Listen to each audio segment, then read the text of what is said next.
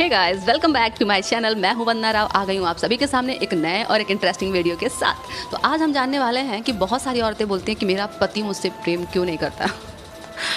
तो मैं यहाँ पे एक छोटी सी बात बताने वाली हूँ, आपको एक छोटी सी कहानी बताने वाली हूँ। ये बहुत पहले की कहानी है, जिससे आपको समझ में आ जाएगा कि किसी भी पति को अपनी बात मनवाने के लिए हमें क्या करना चाहिए। तो सिंपल सी बात है, आपको सिर्फ इतना करना है। एक पहले छोटी सी ये कहानी आप सुन लो कि एक बार की बात है, एक मुसलमान राजा था, ठीक। उसकी एक पत्नी थी जो कि हिंदू थी। वो चाहती थी कि उस राजा की बहुत सारी रानियाँ थी। तो जो हिंदू रानी थी वो चाहती थी कि मेरा पति सिर्फ मेरी बातों को माने, मेरी बातों को सुने। तो कुछ समझ में नहीं आया उसको। वो एक संत होते हैं ना, उनके पास गई। बोला उनसे कि बाबा, मैं आपसे सिर्फ एक बात का या आंसर चाहती हूँ, तो प्लीज़ मुझे उसका आंसर दे दीजिए। उन्होंने पूछा, ठीक है बेटा, बोलो क्या कहना चाहती हो। उसने कहा कि बाबा, मेरे पति मेरी कोई बात नहीं सुनते हैं। आप कोई ऐसा मंत्र दे दीजिए मुझे जिससे वो मेरी बात मानने भी लगे और मुझसे प्यार भी करने लगे बहुत ज़्यादा। तो संत थोड़ी देर के लिए तो मुस्कुराए। फिर उन्होंने कहा, ठीक है बेटा, मैं इस पर्ची पे तुम्हें कुछ लिख के देता हूँ। ये जो ताबीज़ है, तुम इसको हाथ में अपने बांध के रखना। जब तक तुम बांध के रखोगे तब तक तुम्हारा पति तुम्हारी हर बात मानेगा। बस तुमको सिर्फ एक काम करना है। तो उन्होंने बोला, ठीक है, बताइए कैसा काम। तो उन्होंने कहा संत जी ने कि आपको सिर्फ अपने पति की हर एक बात में हाँ मिलाना है, बस। तब संत जी ने उनको बताया कि बेटा, ये ताबीज़ ले जाओ और जैसा तुम्हारा पति बोलेगा ना, तुम वैसा करना। उसके बाद देखना तुम्हारा पति तुम्हारी हर एक बात मानना शुरू कर देगा। अब वो बहुत अंदर से खुश हुई। रानी क्या की कि गई बहुत खुशी से ही वो घर गई। उसके बाद क्या हुआ, जब राजा ने हर एक बात उनसे बोलना स्टार्ट की, तो उन्होंने संत की बात ध्यान में रख के उस राजा की हर एक बात मानना शुरू कर दी उन्होंने। और धीरे धीरे ऐसा हुआ कि राजा ने उनकी हर एक बात मानना, और सच में वैसा ही हो रहा था जैसा उन्होंने संत जी ने कहा था कि तुम उसकी बात मानोगी तो वो तुम्हारे हिसाब से चलेगा, तुम्हारे अधीन हो जाएगा। और वैसा ही होने लगा। इधर ये बात किसी रानी के कान में पड़ी कि रानी, जो हिंदू रानी है, वो कहीं किसी संत से मिल के आई हैं और वो ताबीज़ बंधवा के लाई हैं राजा को अपने वश में करने के लिए।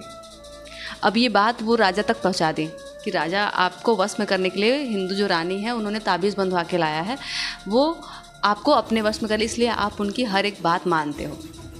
राजा थोड़ी देर के लिए अचंभव हो गया कि आखिर ऐसा कैसे हो सकता है, वो तो मेरी हर बात मानती हैं।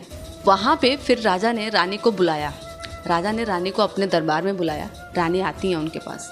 राजा ने कहा कि तुमने कोई ताबीज़ बांध रखी है, मुझे ऐसी सी बात पता चली है। अब रानी तो वहाँ पे सकपका गई एकदम डर के मारे कि राजा को ये बात कैसे पता चल गई, आखिर सब कुछ बहुत अच्छा चल रहा था इतने दिन से। तो राजा ने उस ताबीज़ को निकलवाया रानी के हाथ से। निकलवाया, खोला, उस पर्ची को पढ़ा। उस पर्ची पर लिखा था साफ साफ कि पति की आज्ञा में रहोगी तो तुम्हारा पति हर बात तुम्हारी मानेगा। तुम्हारा पति तुम्हारे अधीन तब हो जाएगा जब तुम पति की आज्ञा में बराबर रहोगी। अब ये बात सुनते ही, ये बात को पढ़ते ही राजा इतना खुश हुआ कि वो रानी से पूछने लगा, आखिर ये पर्ची तुम्हें किसने दी। तो रानी ने बताया कि मुझे एक संत जी मिले थे, उन्होंने बताया था मुझे कि ये ऐसे करके तुम्हारे साथ ऐसा होगा।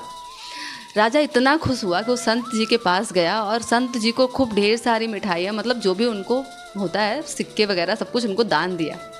और बोला कि आपने तो मेरी लाइफ ही सुधार दी है, कि आपकी इतनी अच्छी सोच हो सकती है, मुझे नहीं पता था। तो इस कहानी से क्या सीख मिलती है आपको? इस कहानी से सीख सिर्फ यही मिलती है कि हम अक्सर देखते हैं ना कि शादी वादी के बाद झगड़े बहुत ज़्यादा स्टार्ट हो जाते हैं लोगों के लाइफ में। लोग एक दूसरे की बात नहीं सुनते हैं, किसी को अंडरस्टैंड नहीं करते हैं। तो जब तक आप अपने पति की आज्ञा में रहोगे, मतलब उसकी हाँ में हाँ मिलाओगे ना, आपका रिश्ता बहुत अच्छा चलने वाला है और आपका पति आपके अधीन होके रहेगा। तो सिंपल सी बात, सिर्फ इतना करना है कि आपको अपने हस्बैंड की हर एक बात में हाँ मिलाना है, उसकी बात का मान रखना है। जैसे ही आप उनका मान करना शुरू करोगे तो वो भी आपका मान रखना शुरू करने लगेंगे। इस छोटी सी कहानी से मुझे लगता है कि आपको समझ में आ गया होगा कि पति की आज्ञा में रह के ही एक पत्नी अपने पति को अपने अधीन कर सकती है।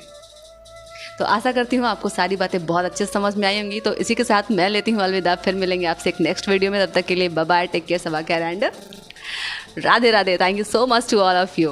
Bye bye.